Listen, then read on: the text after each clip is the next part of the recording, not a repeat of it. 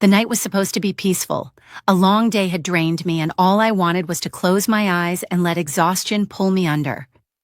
But something felt off.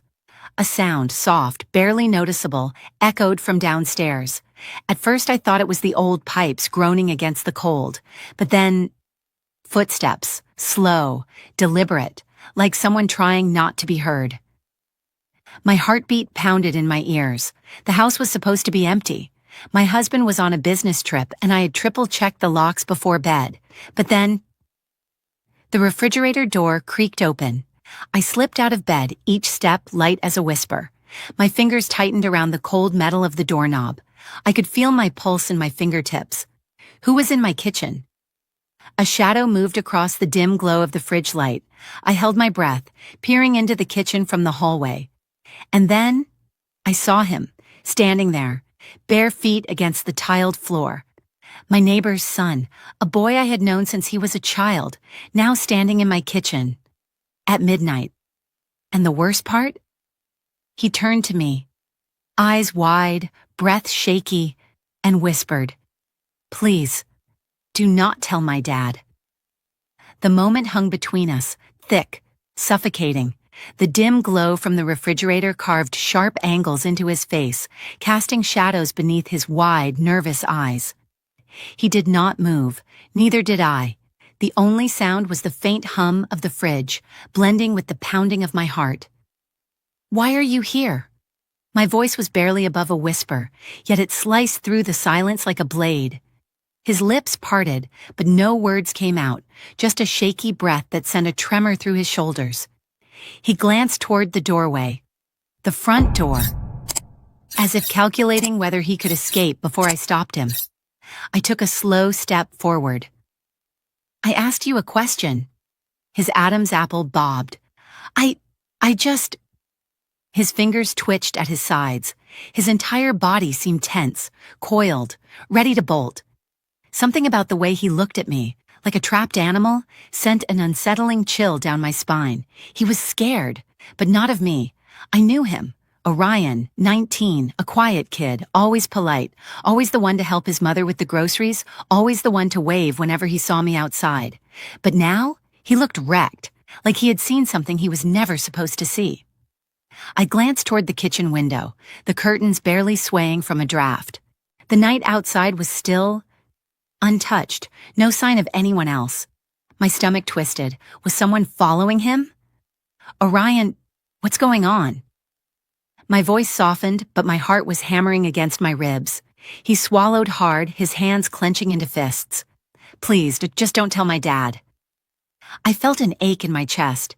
His father, Adam Parker, was not the kind of man you kept secrets from. The thought of him made my skin prickle.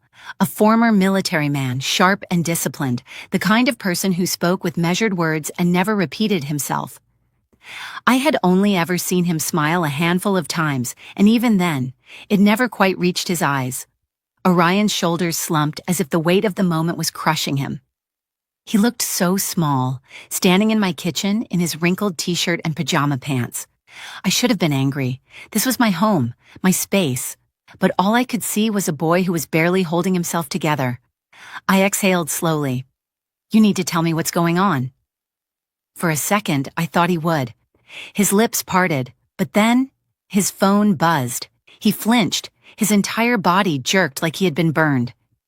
He pulled the phone from his pocket with shaking hands, his eyes darting across the screen. The blood drained from his face. "Orion." He stuffed the phone back in his pocket, backing toward the kitchen door. I have to go." Number Y stepped in front of him, blocking his path. His breathing turned ragged, his pupils dilating. Panic is pure panic. "Tell me what's happening. Who was that?" He shook his head furiously. You don't understand. He'll? Something sharp twisted in my gut. I reached out, just a small gesture, just to let him know I was here. But the second my fingers grazed his wrist, he winced. My breath caught. He pulled his arm back, too late to hide the dark, deep bruises blooming across his skin. A sickening realization swept over me. "Orion, who did that to you?" His gaze darted to the side, like he couldn't even look at me anymore. "I need to go." I clenched my jaw. "You're not leaving until you tell me the truth." His lips trembled. He looked at the doorway again, but there was something else in his face now, something breaking. "It's my dad, isn't it?" I said it before I could stop myself, the words barely above a whisper. He exhaled sharply, like I had just punched the air from his lungs. Silence. Then, a single nod. My hands curled into fists. Adam Parker. The thought of him hurting his son made my stomach churn. I had seen the way Orion flinched when his father raised his voice, the way he always walked a step behind him, like he was afraid of doing something wrong. But I had told myself it was nothing. I had convinced myself it was none of my business. But this was different. "You're not going back there." His head snapped up. "What?" "No, he'll know I was here. If he finds out, he'll—" A loud bang from outside. We both froze. The sound of a car door slamming. Then, heavy footsteps on the porch. Orion's breath hitched. He took a step back, nearly knocking over a chair. His eyes were full of terror. And in that moment, I knew Adam Parker was here. The doorknob rattled, a deep voice, low, commanding. "Orion, open the door." I reached for Orion's wrist, gripping it tight. His pulse pounded beneath my fingers. There was no way in hell I was letting him go back. The air in the kitchen felt heavy, thick with something unseen yet suffocating. Orion stood frozen, his body tensed, every muscle locked in fear as the doorknob rattled again. "Orion," I said, "open the door." Adam Parker's voice carried through the wooden frame, each syllable clipped, firm, unyielding. Orion flinched. His breathing turned erratic, shallow, like he was drowning in a place where no one could hear him scream. I had seconds to make a decision. I glanced at the back door, unlocked, a way out. But Orion? He wasn't moving. His fingers dug into his palms, his knuckles white as he stared at the door like it was a monster waiting to devour him whole. I stepped closer to him, lowering my voice. "Go, out the back, now." His head shook violently. "If he finds out I was here—" A sudden knock, harder this time. "Orion." Something in that tone made the hairs on my arms rise. I moved before I could second-guess myself, gripping Orion's wrist and guiding him toward the back door.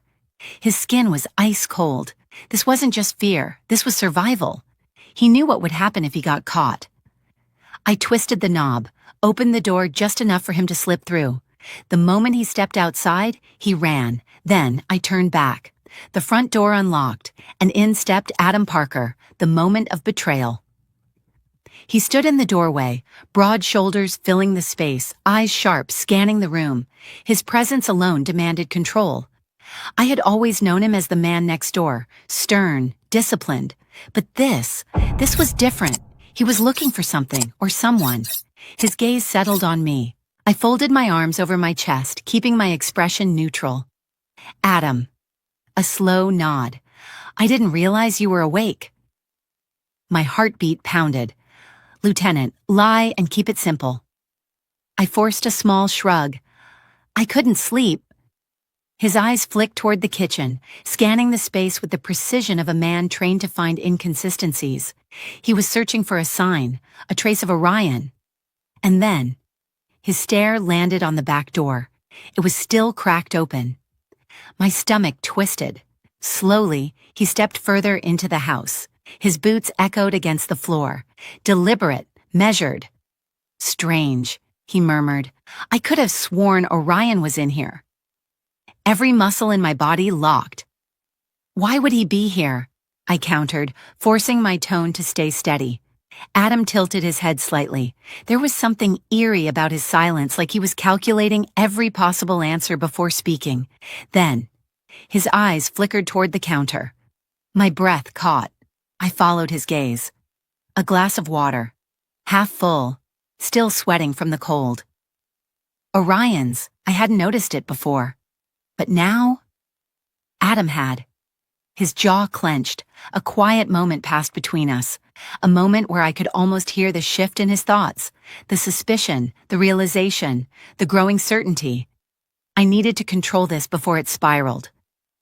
I picked up the glass casually, walked to the sink, and tipped the water down the drain. Nonchalant, unbothered. But Adam's stare didn't waver. Then, the shift happened. His expression changed. Not anger, not frustration, but something else. Amusement, like he had just uncovered a hidden game. And now he was playing along. You know, he started, stepping closer. I always wondered if you and my wife ever talked. What? The words felt off, like they didn't belong in this moment. I blinked. What do you mean? A small, unsettling chuckle left his lips. I mean, you two are always around each other, always smiling, always laughing. His eyes narrowed slightly. She ever tells you about the way she used to stay up late at night? How she would sit in the kitchen, just like this, waiting for someone to sneak in. A cold wave rushed through me. He wasn't talking about Orion anymore. I opened my mouth to say something, to deny whatever accusation was forming in his mind. But then, his phone buzzed. Adam pulled it from his pocket. His expression didn't change. I didn't falter. He glanced at the screen and smirked. Then he turned the phone around. A message from his wife. I don't know where he is, I swear. Please, I just come home. My blood turned to ice. Adam knew. I took a slow step back, a small instinctive movement. But Adam caught it. He chuckled under his breath, shaking his head. So that's how it is. What was happening? The pieces clicked together in my mind, not just about Orion, not just about tonight, but something bigger. Infidelity. But not mine, not my husband's, his. His wife had been meeting someone in secret, sneaking out in the middle of the night, the same way Orion had just done. And Adam, he knew all along, but tonight? Tonight, he had been chasing the wrong person. Tonight, he thought he had caught her in the act, but instead, he found me. The air between us turned razor sharp. Dangerous. Adam's smirk never faded. Well, he muttered, slipping his phone back into his pocket. Isn't that interesting? Silence, the kind that clung to the air, thick, suffocating. Adam's smirk sat there like a weapon, sharp, deliberate. He took his time slipping his phone back into his pocket, his movements slow, calculated. He had me cornered, not physically but in a worse way, mentally. I knew it. He knew it. His wife had been sneaking out, meeting someone, and now? He thought he had found the proof. The problem? I wasn't the proof. I had nothing to do with her affair, but in his mind, the picture was already painted. I was guilty. And with Orion somewhere out there in the dark, running for his safety, I had no time to waste fixing Adam Parker's twisted assumptions. I had to control the situation. Now I folded my arms over my chest, masking the unease crawling up my spine. You should go home, Adam. His smirk didn't fade. That eager to get rid of me? My jaw tightened. It's late. His eyes dragged over my face, slow, searching. Then, without breaking eye contact, he stepped further inside. Everything in me tensed. He wasn't leaving, he was settling in. My fingers curled into my palms. I needed him out of my house. But Adam? Adam was enjoying this.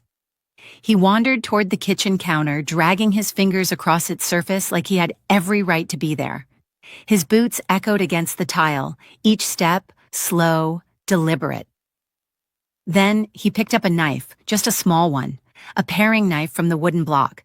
But in his hands, it looked dangerous. He rolled it between his fingers, testing the weight. I didn't move. I kept my breathing steady, my expression unreadable. I refused to give him the reaction he was looking for. A chuckle left his lips. You're nervous. I met his gaze. I just think it's strange that my neighbor is standing in my kitchen at midnight, holding a knife. His lips twitched, just slightly. Not quite a smile, not quite a threat. Then, just as casually, he set the knife down. A test. He had been watching, waiting to see if I would flinch. I didn't. But my stomach was twisting into knots, because something told me this wasn't just about his wife's betrayal. Something deeper, something darker was brewing beneath Adam Parker's surface, and I was standing right in front of it. Adam exhaled through his nose, shaking his head. You know, I never really liked you. There it was. His voice was smooth, but the weight behind it was undeniable. Something had been festering in him for a long time. This wasn't about tonight. This wasn't even about his wife. This was about power. I kept my stance firm. I don't care, Adam. He let out a dry laugh. Yeah, that's the thing, isn't it? His fingers drummed against the counter. A slow rhythm, a countdown to something I didn't want to reach. I needed out of this conversation. I turned toward the back door, reaching for the knob. Go home. But before I could pull it open, you think I don't know what's going on? My fingers stopped. Adam's voice dropped, low, sharp. I turned back, my pulse hammering in my throat. His eyes burned into me, unblinking, unrelenting. You and her. No, I could see it happening. The way his thoughts were shifting, spiraling, twisting facts into fiction. In his mind, he wasn't just confronting a lying wife. He was confronting the man she had betrayed him with. Mr. I took a slow breath, measuring my words carefully. I don't know what you think is happening, Adam, but shut up. His voice wasn't loud. It didn't have to be. The weight behind it was enough. I felt it in my bones. The warning, the shift. Adam Parker wasn't just suspicious anymore. He was convinced, and there was nothing more dangerous than a man who believed his delusions. I needed to get out of here. I stepped toward the hallway, slow, controlled. He mirrored me. One step, then another, like a predator matching pace with its prey. Where's Orion? He asked. My stomach twisted. I kept my face neutral. I don't know. He scoffed. Right. Another step. I was running out of time. Orion was still out there. If Adam found him first, God help him. I couldn't let that happen. I had to get him out of my house, but before I could think, a noise, a small one. From outside, Adam's head snapped toward the window. And then, his expression shifted. His lips curled into something dark. Knowing. Certain. He turned back to me. He's still here, isn't he? My blood ran cold. He reached into his jacket, and when his hand came out, he was holding a gun. Everything stopped. The room shrank. The air turned razor thin. He had a gun, and now? It was aimed at me. I stared at the barrel, unmoving, unbreathing. Adam's grip was steady, too steady. This wasn't an empty threat. This was a man who had already decided what came next. A deep, calm breath. Tell me where my son is. The world blurred. This wasn't about infidelity anymore. This was about control, power, vengeance. Adam wasn't going to stop, not until he had what he wanted. And right now, he wanted blood. I had one shot to get out of this, one move, 1 second, or someone was going to die. The world had shrunk down to one thing, the gun in Adam Parker's hand. My breath barely moved in my lungs. My fingers twitched at my sides, every nerve in my body screaming for me to run, to fight, to do something. But Adam, he was still, calm, controlled. That was the real danger. Tell me where he is. His voice didn't shake. I swallowed hard, my mind racing. If I gave up Orion, it was over. If I didn't, I was dead. My lips parted, but before I could speak, a sound from outside, a branch snapping. Adam's head snapped toward the window, his grip tightening on the gun. Orion. No. My chest seized. He was still too close, too exposed. Adam took a step toward the door. I moved without thinking, blocked his path. His gaze flickered over me, something dark flashing through his eyes. Move. I didn't. A slow, eerie smirk crept onto his face. Brave, but stupid. The gun lifted higher. The barrel was right there, inches from my chest. And then, a voice. Dad, stop. My stomach dropped. Orion stood in the doorway, disheveled, out of breath, but standing. Adam didn't turn immediately. His shoulders remained squared toward me, his stance rigid. But I saw it. The small flicker in his posture. The shift. He had what he wanted. His son. My throat tightened. Orion, run. Adam's smirk disappeared. You stay right there.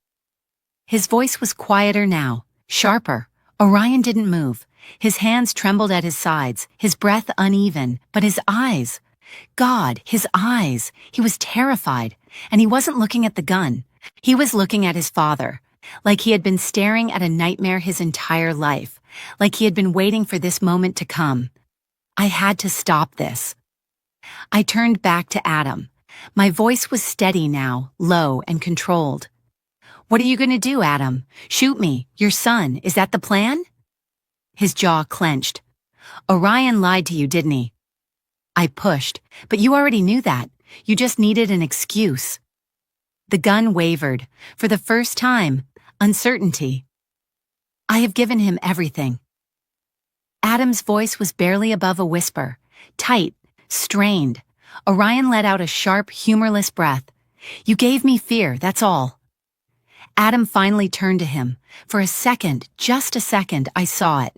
The realization, the moment it hit him. Orion wasn't a boy anymore. He wasn't someone to be controlled, to be broken. He had made his choice, and he had chosen to leave. Adam exhaled, slow and heavy. Then, he lowered the gun. The breath I had been holding finally escaped my lips, but it wasn't over. Not yet. Orion took a slow step forward. His voice was quiet, almost fragile. You're not going to hurt him. Adam scoffed, but it was weaker now, less certain. I never laid a hand on you. Orion tilted his head, almost as if he found the words amusing. Right, because bruises don't count when they don't come from fists, right? Adam's nostrils flared. That's not what You hurt me every single day.